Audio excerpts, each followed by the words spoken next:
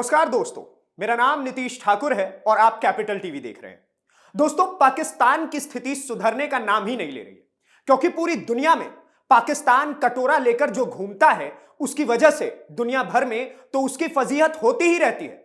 वहीं बात अगर उसके अपने देश की करें तो मुनीर और शाहबाज को उसकी खुद की जनता अब नकार रही है, क्योंकि हाल ही में आपने खबर सुनी होगी कि आखिर कैसे ट्रंप के साथ डिनर करने की कीमत उसने गजा पीस बोर्ड में शामिल होकर चुकानी पड़ी उसे।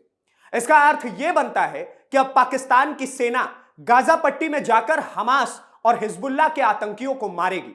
इसको लेकर पाकिस्तान की जनता मुनीर और शहबाज पर तो भड़की ही थी, क्योंकि यह बात किसी से नहीं छुपी कि पाकिस्तान की जनता हमास और हिजबुल्लाह के आतंकियों को आतंकी ना मानकर उन्हें जाबाज लड़ाका मानती है।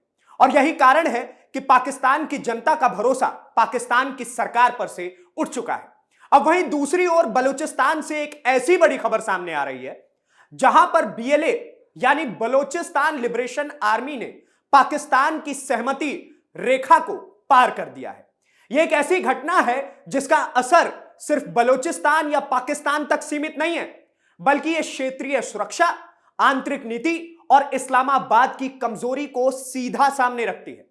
आज की हमारी खबर में हम यह बात करेंगे कि बीएलए ने किस तरह से ऑपरेशन चलाया, पाकिस्तानी सेना की हालत क्या है, पाकिस्तान की आवाम मुनीर से इतना क्यों चिढ़ी हुई है, और इस सब से क्या साफ होता है कि पाकिस्तानी सरकार और मुनीर कितना असफल साबित हो रहा है।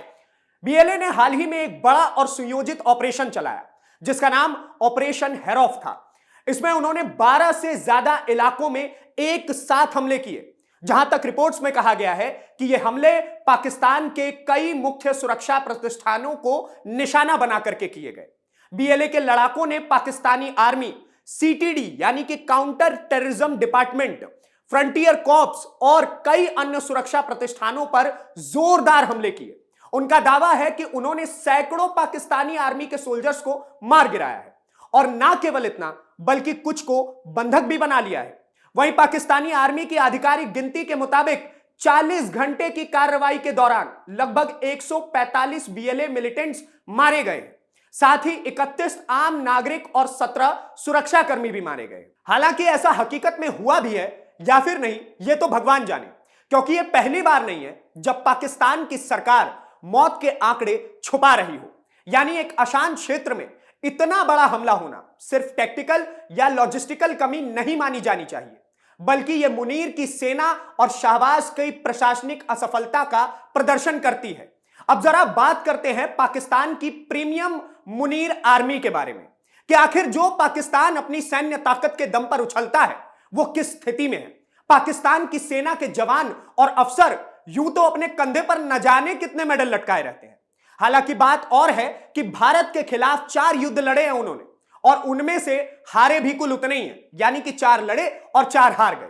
और यही कारण है कि आज बीएलए के लड़ाकों ने जिस तरह से सेना को चुनौतियां दी हैं, वो पाकिस्तानी सेना को मजबूत नहीं बल्कि अथक कमजोर दिखाती है। पाकिस्तानी पत्रकारों और लेखकों का मानना है कि सिर्फ सैनिक संघर्ष से समस्या का हल नहीं किया जा सकता। सेना चाहे कितनी भी श्रेष्ठ क्यों ना हो, लोगों की नाराजगी और असंतोष को खत्म नहीं कर सकती। पाकिस्तान के अंदर एक पत्रकार ने लिखा कि बीएलए की नाराजगी अपने आप में राजनीतिक और आर्थिक व्यथा का हिस्सा है, जिसे सिर्फ गोलीबारी से दबाया जा रहा है। अगर आर्मी दमदार होती तो ऐसी स्थितियों को समय से पहले रोक लेती, लेकिन ना केवल रोक पा रही है बल्कि हमलावरों को आत्मविश्वास दे रही है कि वो दोबारा हमला कर सकते हैं। सोशल मीडिया और न्यूज विजुअल्स में जो वीडियोस वायरल हो रहे हैं उनमें लोग बीएलए के लड़ाकों को खाना देते हुए नजर आ रहे हैं, उनका समर्थन करते हुए नजर आ रहे हैं। इस बात से पता चलता है कि स्थानीय लोगों में सरकार और बेरोजगारी, अभाव और अमानवीय नीतियों के खिलाफ गहरा क्रोध है। यह मायने रखता इसलिए है क्योंकि वहां की जनता सिर्फ बीएलए को समर्थन नहीं करती बल्कि वे खुद को बदकिस्मत मानती है जिसे इस्लामाबाद ने दशकों तक इग्नोर किया है। वहीं दूसरी तरफ बीएलए के लड़ाके उनके लिए जान तक देने को तैयार है। इनका मतलब सिर्फ फुटेज नहीं है बल्कि वो राजनीतिक असंतोष का प्रतिनिधित्व भी करती है। ऐसे समय में जब आम जनता अपनी सुरक्षा बलों से ज्यादा बागियों की तरफ झुकती है तो समझिए कि मुनीर और शाहबाज दोनों ही फेल हो चुके हैं।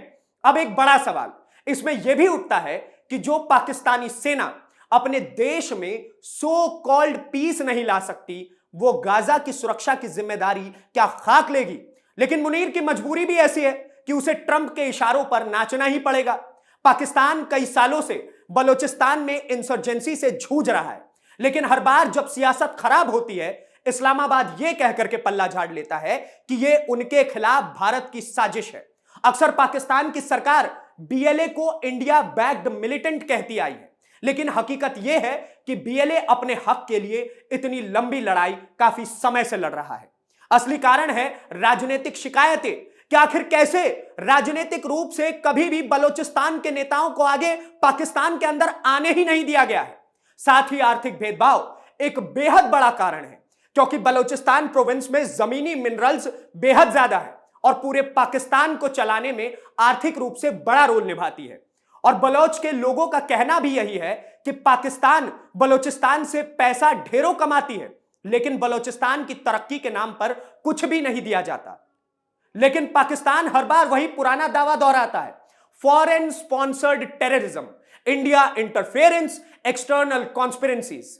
और ऐसा नहीं है कि पाकिस्तान की सरकार पहली बार अपनी दुर्बलता छुपाने के लिए भारत का सहारा ले रही है, लेकिन असल समस्या है असमान संसाधन, बेरोजगारी और अभाव, राजनीतिक प्रताड़ना और बलूच समुदाय को बदनाम करना। यह सब मुनीर और शाहबाज के सिस्टम को कमजोर बनाते हैं, क्योंकि जंग केवल बंदूक से नहीं जीती जा सकती, बल्कि लोगों के दिलों को भी जीतना पड़ता है। बीएलए ने जिस तरह से सुयोजित हमले किए, वो सिर्फ बीएलए के लड़ाकों की ताकत नहीं, बल्कि एक बड़ा संदेश भी था। आप सिर्फ सैनिक शक्ति से भीड़ को नियंत्रित नहीं कर सकते हैं। स्थानीय असंतोष, पॉलिटिकल रिफॉर्म और डिप्लोमेसी से ही खत्म हो सकती है ये सारी समस्या। पर अफसोस, डिप्लोमेसी के नाम पर पाकिस्तान के पास मात्र ठेंगा है। पाकिस्तानी सुरक्षा एक्सपर्ट्स कहते हैं कि 40 घंटे की लड़ाई जिसमें आर्मी और पैरामिलिट्री फोर्स ने हिस्सा लिया, वो घर की दीवार पर गोली चलाने जैसा था, जहां बाहर से नहीं बल्कि अंदर से पहले से ही क्रैक मौजूद था। एक पत्रकार ने यह भी बताया कि पाकिस्तान की सेना अकेले दोषियों को मार सकती है, समस्या को हल नहीं कर सकती। यह राजनीतिक और वैश्विक समस्याओं का आउटकम है, जिसे सिर्फ गोलीबारी से खत्म नहीं किया जा सकता।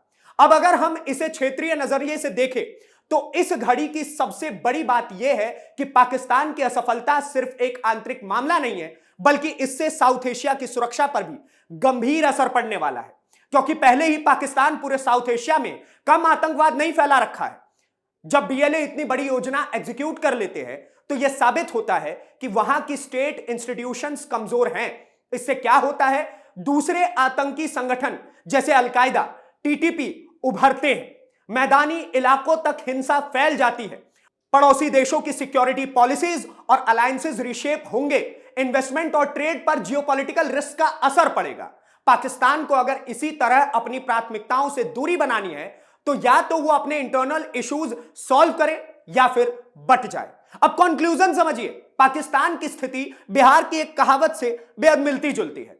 वो कहावत कुछ ऐसे है कि घर में भूजी भांगना और डिहरी पे नाच, यानी कि यह दिखाता तो है कि वो आंतरिक रूप से बेहद मजबूत है, पर असल में बेहद कमजोर स्थिति में है। आज की हमारी एनालिसिस बताती है कि पाकिस्तान की मिलिट्री स्ट्रैटेजी मजबूत नहीं बल्कि कमजोर हो रही है। बलोचिस्तान के लोगों का क्रोध सिर्फ हथियारों से दबता नहीं है, बल्कि राजनीतिक और आर्थिक बदलाव ही स्थिरता ला सकती है, ना कि बात बात पर भारत को ब्लेम करना।